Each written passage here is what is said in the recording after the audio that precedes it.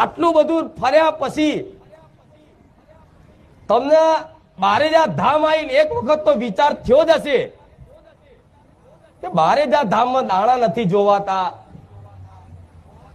કોઈ નારિયોલ વારણ કારણ કરવામાં નથી આવતું, કોઈ માટલી વારવામાં નથી આવતી, કોઈ મંત્રીને કોઈ વસ્તુ આલવામાં નથી આવતું, કોઈ મૂળો બાંધવામાં નથી આવતો, છતાંય બારેજા ધામમાં આટલી બધી ભીડ કેમ થાય છે? આટલા અસંખ્ય ભક્તો કેમ આવે છે? તેનું કારણ રહસ્ય મારી જોડે પડ્યું છે.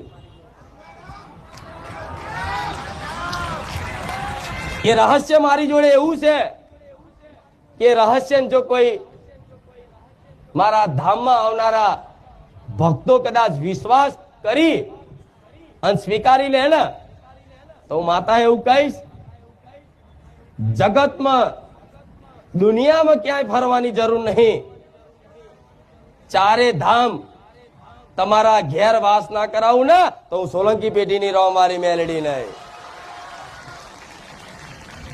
જે ધામમાં તમે ભગવાન માતાજીના દર્શન કરવા જાઓ છો, 12 મહિને 2 વર્ષે 5 વર્ષે જાઓ છો ને, તો તમારું ઘર જ એવું મંદિર જેવું પાવન, મંદિર જેવું પવિત્ર, અને તમારું આ તન અને મન એવું પવિત્ર કરી નાખીશ ને કે તમારા ઘેર મંદિર થઈ જશે. આવું માતા બોલું છું.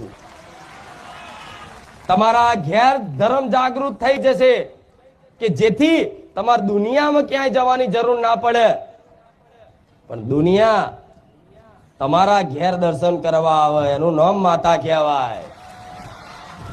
આ શું ખોટું?